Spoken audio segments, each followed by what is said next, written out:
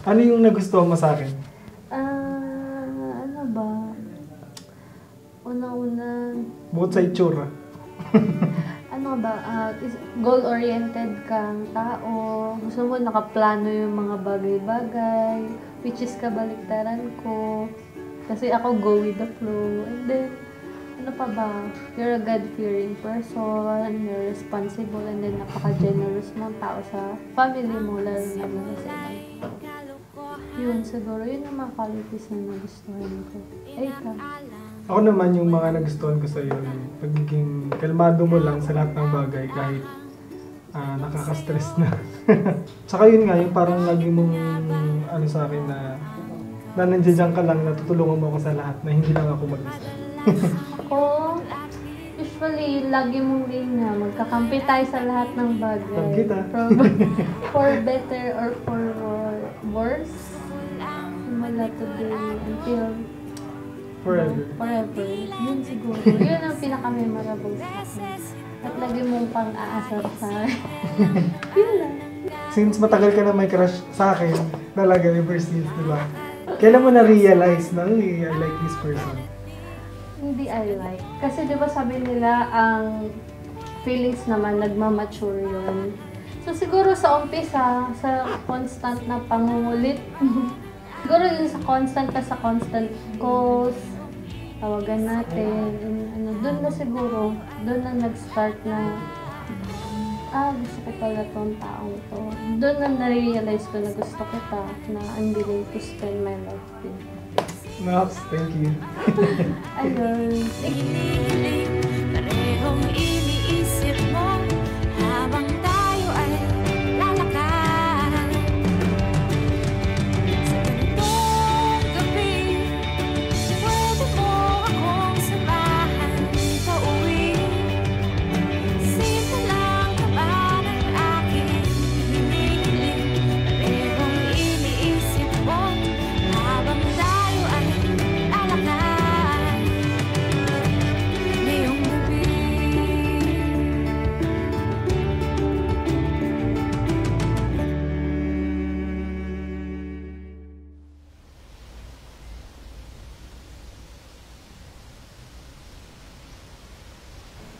Yun, salamat for choosing me.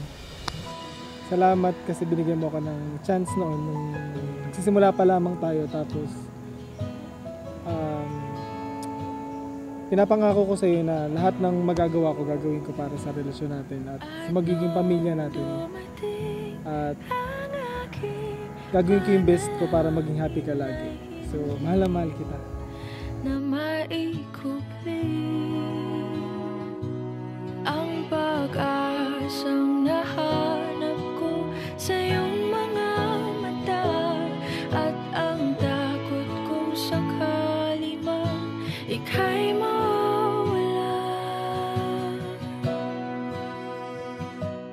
At ngayon, nandyan ka na, di mapaliwanag ang nadarama. Handa ako sa walang hanggan, di basahin, di ka sasaktan. Mula noon hanggang ngayon, ikaw at ako.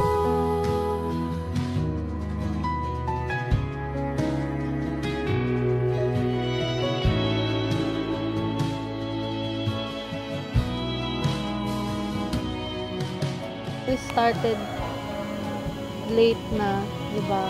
Na tayo nag-start, and then ang bilis ng mga pangyayari, tas ito na tayo.